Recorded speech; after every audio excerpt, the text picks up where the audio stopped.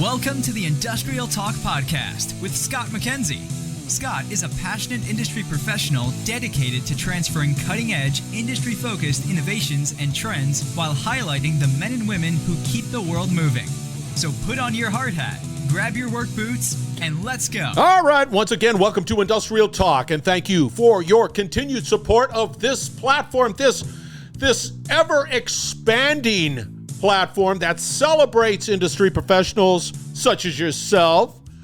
You're bold, yeah, you're brave, you dare greatly, you innovate, you do all that stuff, and you're making the world a better place. That's why we celebrate you on Industrial Talk. We continue our series. In the hot seat, in this series, I have to play some clarification. I'm highlighting the industrial voices within the podcast world so that you, listener, have all of the resources available. And in the hot seat, Jim Vinoski, right there. Manufacturing Talk web show, podcast, and we're talking about the why and the why you need to do something like this. You need to amplify your voice. You know, you just got to do it. So let's get cracking with the conversation. Yeah, so we've interviewed a number of people who have who've taken that bold step and said, I would like to be able to, because I have a big heart and I'm passionate about industry, manufacturing, you name it, whatever segment it falls into. I want to be able to sort of help others tell their story, because what you are doing is cool stuff. So you just can't imagine how important what you do. And again, you might just sort of blow it off and you're saying to yourself, oh, Scott, I can't do that. I don't know why. But the reality is that you do.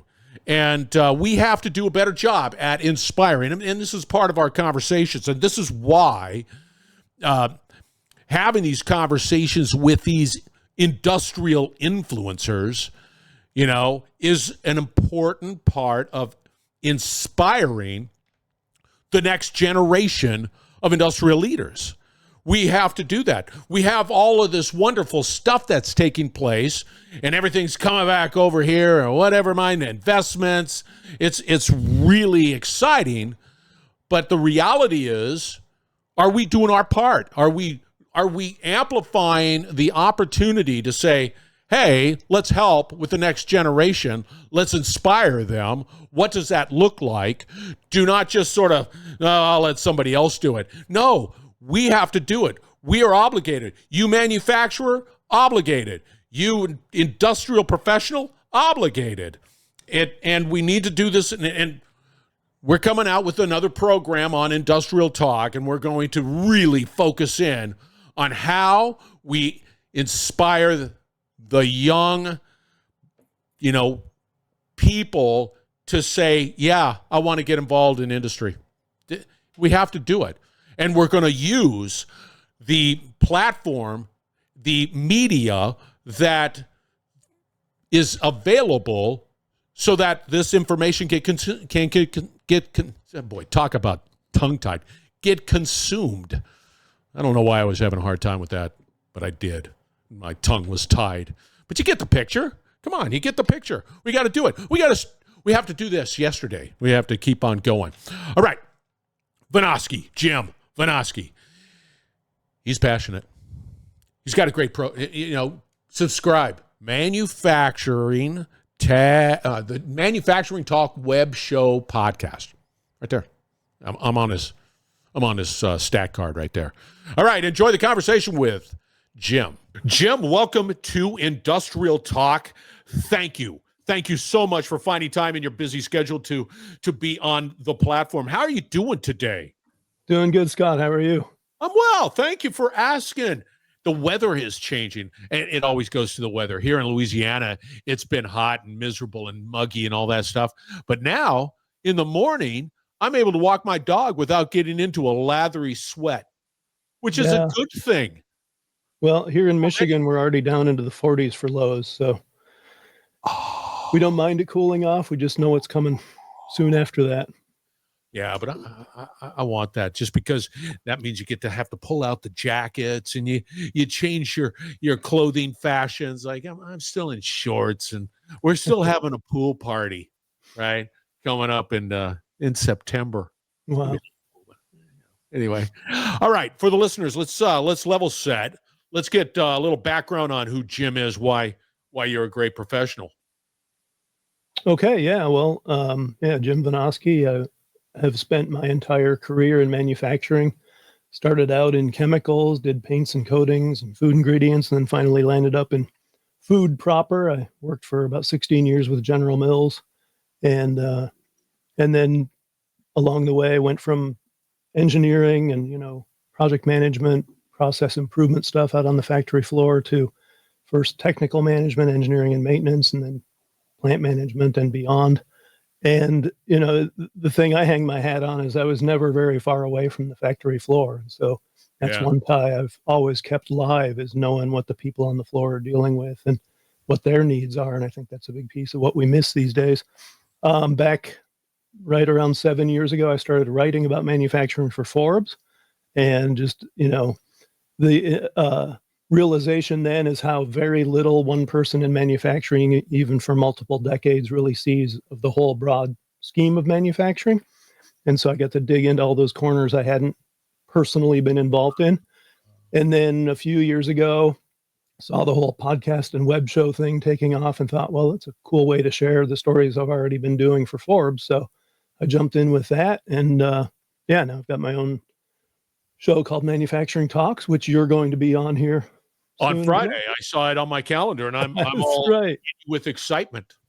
Yep. But thanks for having me on your show too. Yeah, it's always odd as a podcaster to be on the other side and being interviewed and peppered with questions, and you think to yourself, I'm not trained this way. I don't know. Right. I'll do my best. I look like a fool. Let me ask you a question, and this is going off on a tangent. The food industry is getting a lot of attention. Yeah. Just recently. It just is. How do you what's that all about? I mean, I'm just intrigued. Are some of the things that are coming out? I mean, I'm a big fan of food menu, but what's going on? Give me a little inside scoop. Right. It's getting a lot of attention and not a lot of it good. I'd characterize it in a few different ways. It's at its core, I think, it's a whole competition thing. And, there's always been that competition, but the rise of private label and store brands and their quality advances have put enormous pressure on the branded CPGs, consumer packaged goods. So that's been a real difficulty for quite a long time. Unfortunately, a lot of the big brands chose to fight that by, for some reason, cost cutting and taking away from their own quality. Now, I had a guy named Peter McDonald on my show a couple of months ago, and he's a just absolute marketing guru and specializes in CPGs. And I love how he put it. And that was, if you lose sight of where you create value for your consumer, for your customer, then you're headed downhill from there. And I think that's what's happened to a lot of the CPGs. And coupled with that is difficulties. I have to interrupt. CPG. What is CPG? Yeah, consumer packaged goods. So got it. Thank you. Includes everything in food plus the consumables you use in your home every day, like cleaning products and things like that. Right. And so, there are other difficulties, price pressures, things like that. But I think at its root is just losing that sight of the value that quality advantage they enjoyed over the store brands and generics of the world for so many decades has evaporated, and it's a losing game for them. I never thought of that. You're absolutely right. I go to the store, and if I look at just I'll date myself, plain label right there, and I know that going with the known brand is not that much of a difference. Does it does it warrant that price differentiation? Then I have to ask that question. It's like, well, not really. I'm just getting sweetener. I can't tell. Yeah. Well, and you kind of allude to another thing, and that is that the innovation hasn't been coming from the big companies. So you're talking about kind of the run-of-the-mill products you go looking for, and you didn't talk about anything new or exciting, right? Because it's not happening with the big brands. Wow. See, that's a mind blower. Well, and that's that whole piece. I don't know if you've ever heard of Clayton Christensen. He wrote the book, The Innovator's Dilemma, years and years ago. Unfortunately, he's passed away, but his legacy lives on because it's just such a remarkable concept that it's so difficult once you become a very successful company to disrupt yourself. And yet, to stay in the game for the long term, you've got to be constantly innovating and getting better, and you're fighting against yourself. That's pretty difficult. I mean, Kodak is the quintessential example, right? They had digital technology long before it took off. They just chose not to go after it because it would have disrupted their main bread and butter. Wow. See, already, man, you're adding value. I better sign off now. I'm ahead of the game. And you know what I'm going to do? I'm going to take that information and I'm going to share it with my family, which they don't appreciate it, but they're going to hear about it. Because that's so true. That's amazing. How did Jim decide that I want to get into podcasting? Because it's sort of interesting. I know my journey, but I want to hear what you had to say. I'm very active on LinkedIn. Got a great network there, and tied in obviously with a lot of folks in manufacturing in different forms and fashion. And like I said, it was back probably 4 years ago, around there, 4 or 5 years ago, I started seeing a lot of people I was connected with doing podcasting, doing video shows, and just kind of got wondering, it's not like they came from that background, they're nobody from the... let's just lay that out. In the world of industry, nobody has come from that background. You're right. Absolutely. Here in manufacturing, you have to bring the street cred receipts for anybody to listen to you. If I was just a talking head off the street, have a great voice, but don't have any street cred, nobody's going to listen to you. That's right. The great example of that is Mike Rowe, who absolutely didn't come from the world of dirty jobs, but what gave him the street cred was doing the job in dirty jobs and getting his hands dirty, and then getting involved in the skilled trades and that advocacy. And I mean, what a voice he's become, and what a great voice he has to boot. But yeah, you're right. Most people coming with the knowledge, with the background, don't have the broadcasting background. And I certainly didn't, but I just decided, I'm going to give it a go. And I literally ran over to my local Best Buy, picked up the webcam they had on their shelf, the mic they had on their shelf, and came home and just started doing it. Yeah, that's a common journey. I remember I decided that, I'm gonna podcast. And the reason I wanted a podcast was open doors. I want to have engaging conversation with prospects and be able to hear about what they've got going. Anyway, it was just a real a powerful Trojan horse marketing platform. And I said, I got to do this.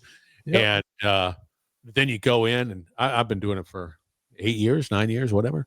And you get on Google and you try to find the information and the equipment, and some equipment. It's just, you're venturing into a dark realm because you have no idea. Yes. You're just doing it. And because something inside of you are saying, I got to do it.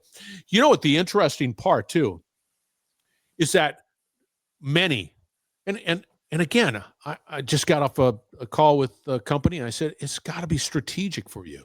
You've got to look at it from a strategic perspective, and you've got to continue and move and keep at it no matter what.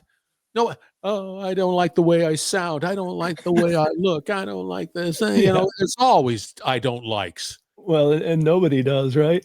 We're not beautiful people. We're not. That's true. They did not recruit for looks when I entered the No, manufacturing world no, that was not on the.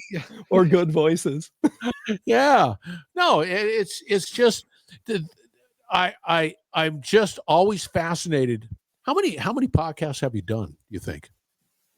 Other than my own, or like the number of my shows? No, yours. You're the podcaster.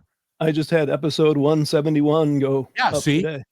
yeah, podcasters quit after what? 5, Yeah, 7. pretty typical. Yeah, and they're out there, and so Yep. you know you're not gonna make an impact. Why podcasts in the sense? What was that passion? What was that driving force? You go to Best Buy, you find that information, and you get it. But why? What's the hard part? The heart, not hard. Well, Heart. a piece of it is I know there's just a lot of people who don't read articles anymore, if they ever did.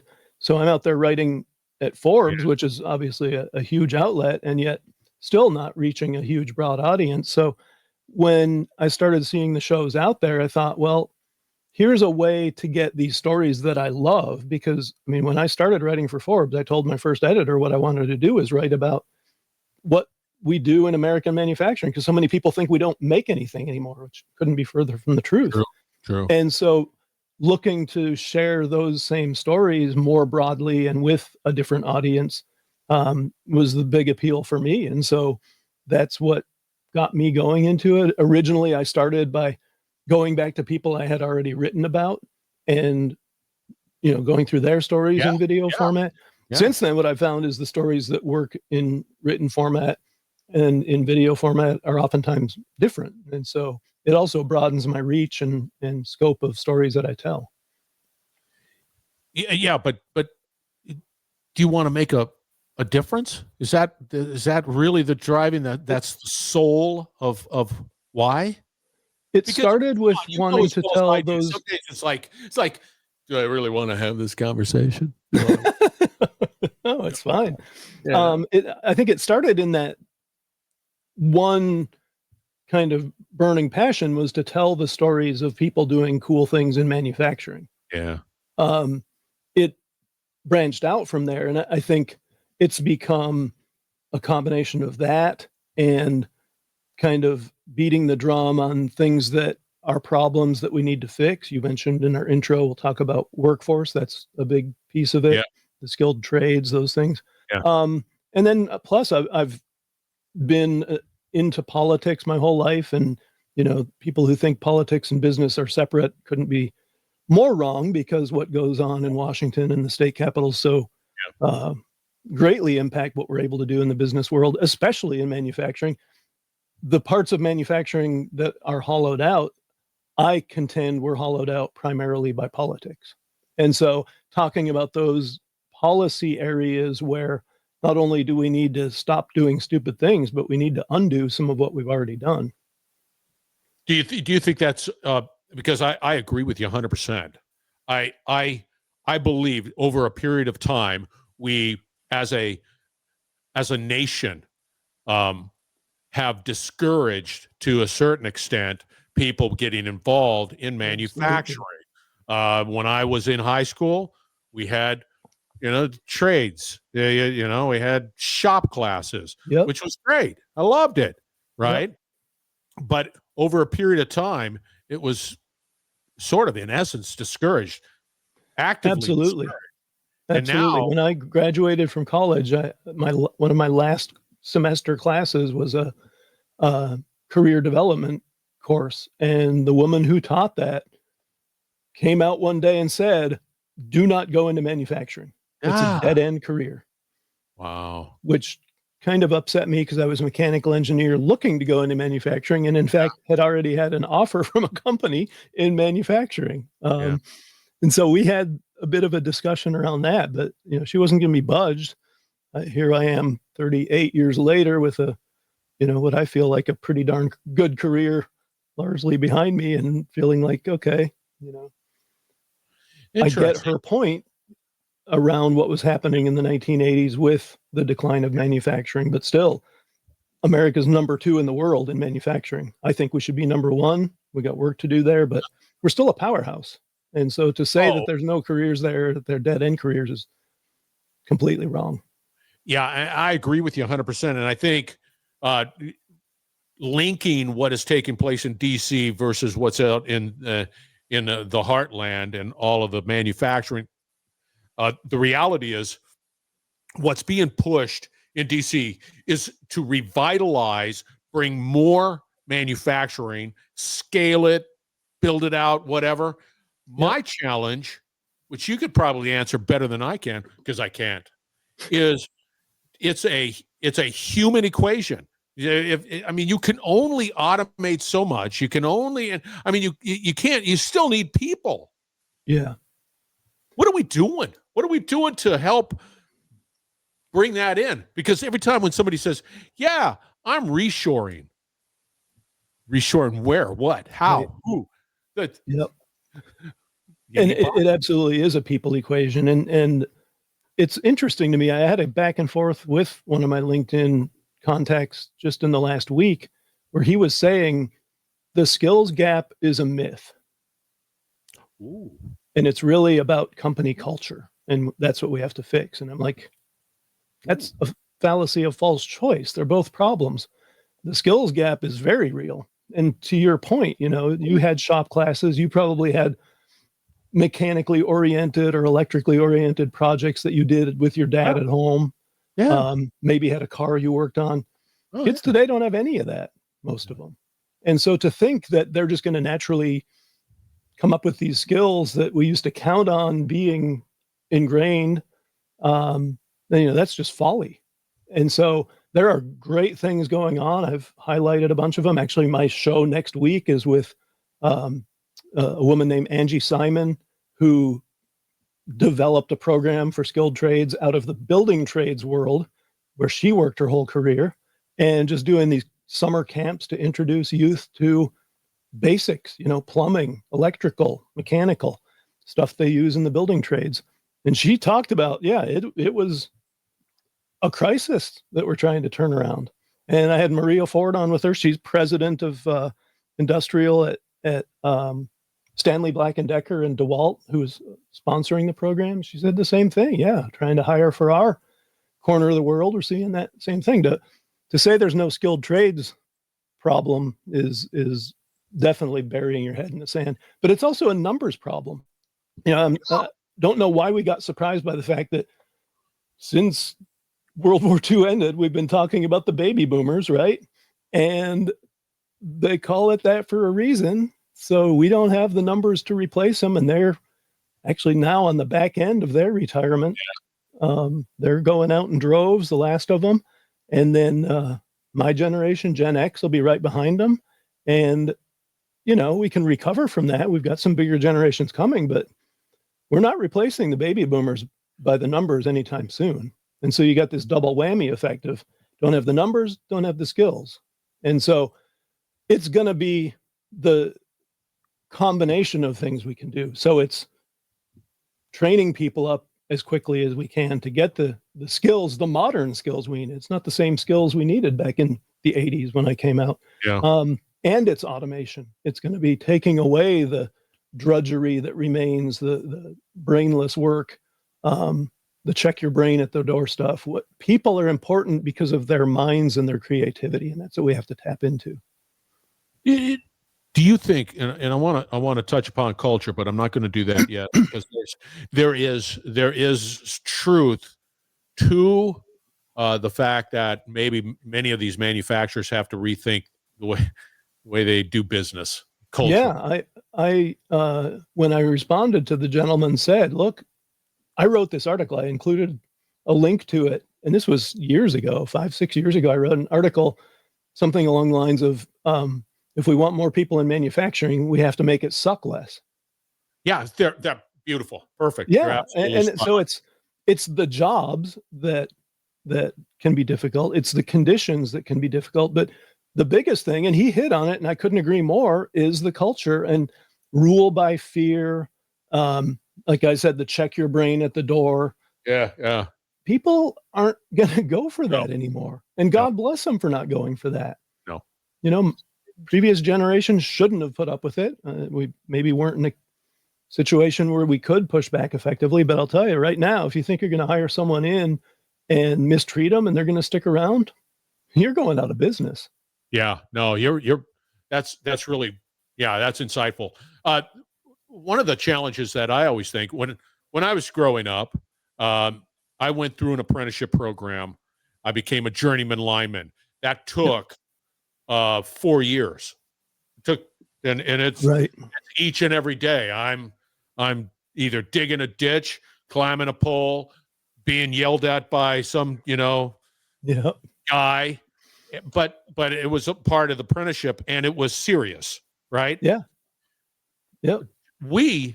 And I don't see it, and maybe you see it, but I'm not sure if our education system is nimble enough or adaptable enough to be able to train these new entrants. I just don't see it, because it took forever for me, 4 years. No, I don't. I don't think our primary education outlets are in any way, shape, or form going to be part of the solution anytime soon. Yeah. They become too politicized and ridiculous. If they haven't had shop classes alone for a generation or more, just getting those reestablished is going to take years.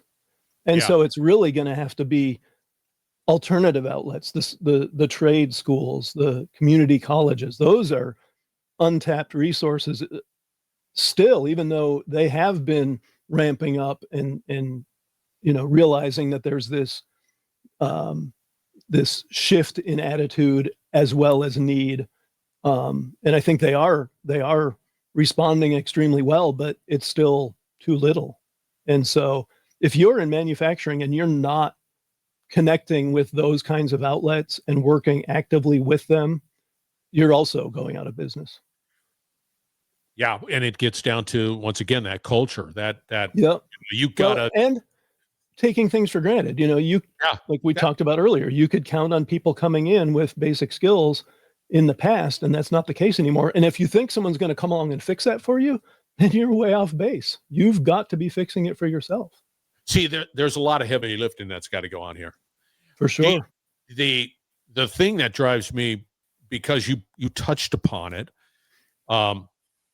is the perception, changing the perception of manufacturing, creating buzz, and I mean buzz around it. Why it's I'll use a term, cool. It's where you want to be. It's where the cool kids are hanging out, and we don't do, industry doesn't do a good job at creating that. So I'll give you an example. I'm a big SpaceX nut, right? I want to see those launches. I want to see it, right? And what always fascinates me is, outside of the fact that they're doing it, which is just absolutely off the charts, creating something that's never been created, that type of stuff. Yep. But the energy within all of the people, they're screaming and they're yelling, they're rowing this boat in the same direction, and they're energized. And it's like, that's where we need to get going. That's sort of like at the top. We've got to do that. And that comes through just telling that story. Yeah.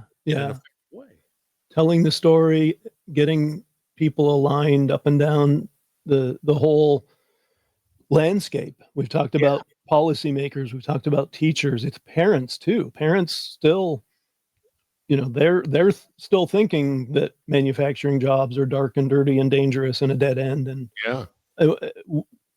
no one else is going to change that perception for us. We've got to do that as well. I saw something really disheartening. It's actually a guy I'll mention by name, Jason Primo, who's one of my favorite guys on LinkedIn, always very thought-provoking.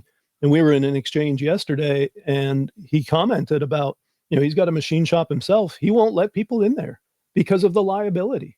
The ambulance chasers are just waiting for something to go wrong, and he'll be out of business if something happens.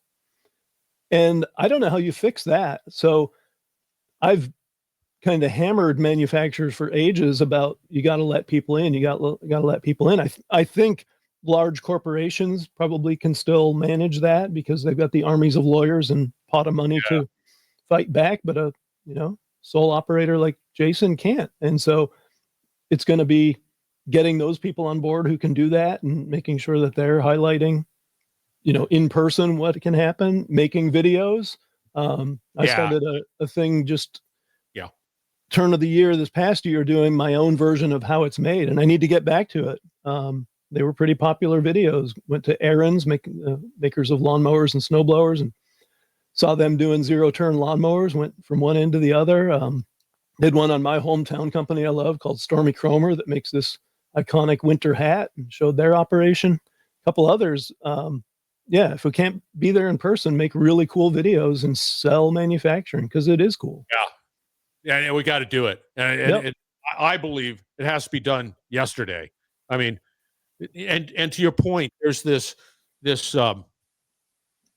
culture, this liability culture that unfortunately is permeating, and I got it. Yep. When I was doing shop class, are you kidding me? Shop class. I'm welding and I'm working. Things are spinning. For sure. I remember using a belt sander in my high school shop class, and man, I'm doing a piece of wood, and all of a sudden the thing just blows up. The wood goes flying, the belt flies to pieces. Sorry.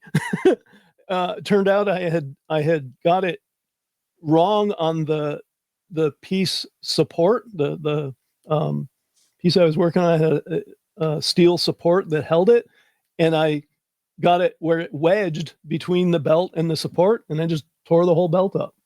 And fortunately I wasn't hurt. No one was hurt. It was dramatic. But those are things you got to learn. Learned not to do that again. I never did that again. Sure. Exactly. Yep. Exactly. No, you're absolutely right. But there's a lot that has to change. Yep. I was talking to Brian was his name. How about that? I'm blanking. However, he's running a company. It's a manufacturing company, and what he brings out that is undeniable is that the United States is the number one market in the world. 2 for consumers, for whatever, and it's just, if you're a manufacturer around the world, you want your product here. Absolutely. And that's a good thing. Mm-hmm. And that's something that we need to truly recognize. It is the place where you want to do business.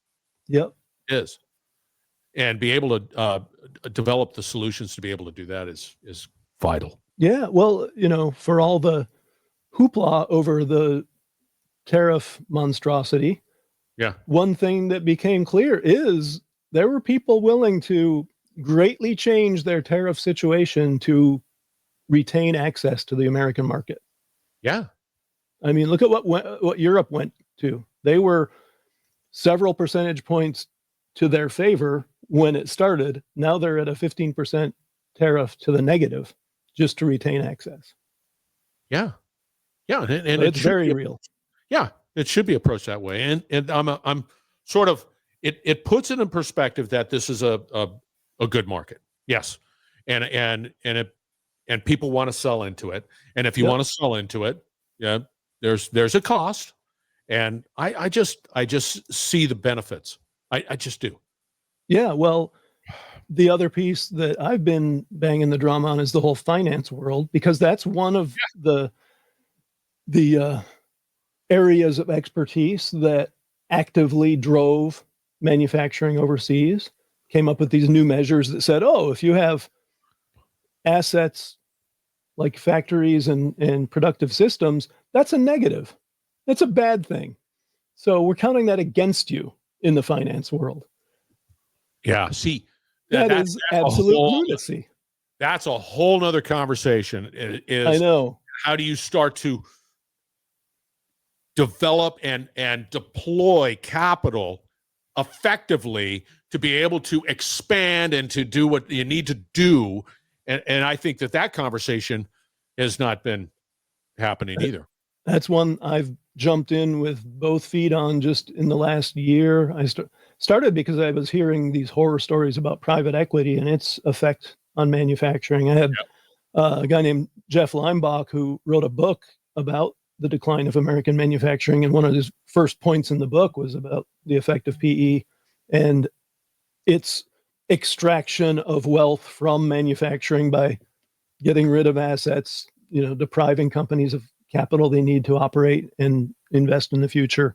And I think people are starting to realize that. I've since gotten involved with some folks who are trying to do it right. And, that actually may be a big add-on to my consultancy, is helping people find those responsible actors out there. I've talked to shop owners who say, I get calls every single day from investors wanting to jump in. But then, number one, they treat me like they're doing me a favor. Number two, the stuff they're talking about would kill my business. And number three, they're not going to say the term, but it's not complimentary. And I would say also a trust. So you're calling me, you're saying, hey, I've got a bucket load of cash here that we want to invest in your business. Well, who are you? I'm Scott. Well, what does that mean? What? Then the owner has to go down that road and do his or her due diligence to just figure out, do I trust you? Do I want to proceed? And then clock, tick, tick, tick, tick, tick, tick. And I don't have the bandwidth. Yeah. But I need money. I need capital. It's so bad. I've got a buddy in Western Wisconsin named Matt Goosey, who also runs a machine shop, family operation his dad put together. And he told me of a company, a guy he knows who had a machine shop the other side of the state, who just shut it down. He was ready to retire, and rather than sell it to the sharks, he shut the operation down, sold the pieces, and just gave Matt his list of customers and said, hey, take care of these folks. Just because he did not want to deal with what you're talking about and get taken. I mean, what a shame, the jobs that were lost in the community. Yes. Other people will pick up the work. It'll go to other places, but this guy worked his life on building, and he just lets it go because there's such bad actors out there in the investment world. He didn't want to deal with them. So we got to fix that. No, I, honestly, that's because I've pretty well decided I'm going to jump in and somehow build that coalition of, like you say, trust. It'd be, here are people that you can jump in with and they'll treat you right. I think that's a brilliant model. I think you're absolutely spot on. They have that in other industries where, Angie's List, whoever knows that one. I need a plumber. Now that plumber's been thoroughly vetted, and I feel warm and fuzzy because I trust Angie. Yep. Well, that's a great example. And let me throw it out. I mean, your viewers, if you're in business and you've dealt with a responsible investment firm, let me know. Connect with me on LinkedIn. I will connect with anyone who sends me a connection request. Connect with me, send me their name, and I will add them to the list. I'll start building that list today. Brilliant. I've got one. I'm working with them personally right now. Let's build it to be a lot bigger because the need is there. And that's another thing I keep hearing is, holy cow, with the baby boomers going out, there are companies for sale all over the place. But it's such a morass to get through that. Yeah. And so if I can help, I'll help. Yeah, that's brilliant. The company was Century Equipment. Brian Baker, he's the president. He's the one that came up. And it was a great conversation. And he's very optimistic and bullish. But to your point with the finance, I'm always going to gravitate toward that just because it's always, I'm dreaming big. We should be. Yeah.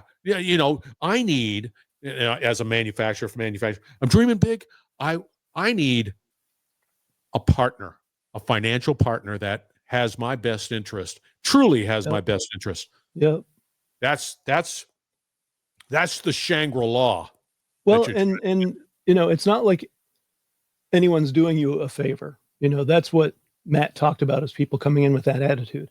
They're going to make good money. I mean, manufacturing is still a great investment, and it's going to get better because of all these disruptions in supply chain, people realizing having stuff coming from the other side of the world works when it works well. And then when it goes to crap, your business is on the ropes. And so, I mean, I keep saying we're in this moment in manufacturing I haven't seen in my 38-year career, where I think we can truly make a huge step forward back toward manufacturing supremacy, which I think is where we should be. And it's going to take money, and people will make good money investing. Yeah, I agree with you. Absolutely. I'm all on board. Definitely. These are all, whatever the challenges we're dealing with today, as we delineated them in our conversation, they can be resolved. They can be addressed and resolved, and that's not a problem. We just need to recognize that it's a different world out there, and, you know, be bold. I always say be bold, brave, and dare greatly, and just you'll be fine. Yeah. Right. Yep. Jim, how does somebody get a hold of you? So I'm on LinkedIn. That's my number one social media. I'm on X, both as at Jim Vinoski and at MFG TALKS, MUFC Talks, Manufacturing Talks. YouTube, Manufacturing Talks web show. I'm on all the podcast outlets, Manufacturing Talks. Yeah. Jim at Vinoski.net if you want to email me. There it is. All right, man. Jim, you were fantastic. I could. It was fun, Scott. Thanks so much. We're going to continue this conversation come Friday on That's right. I get to ask you the questions. Yeah, all right.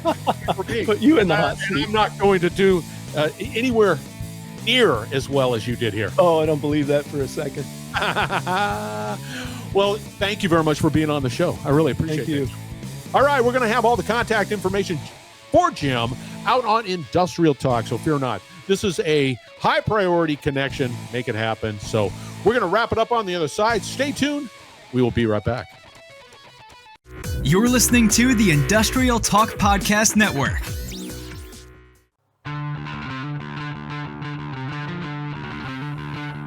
Jim Vanoski. An incredible conversation. I always get inspired, and I feel like I'm not alone. Sometimes I feel like I'm alone. But then when I talk to people like Jim, I'm not alone. We can shuck it up and have a grand old time and just know that we're in a great market talking to incredible people, and that's you. That's right. Jim. Manufacturing Talks web show and podcast. It's a mouthful, but worth subscribing. Make it happen. He's got tremendous skills. This is amazing. All right. I say it all the time. Be bold, be brave, dare greatly. Hang out with people like Jim, and you're going to be changing the world. We're going to have another great conversation shortly, so, don't go away. Keep supporting Industrial Talk because we like you.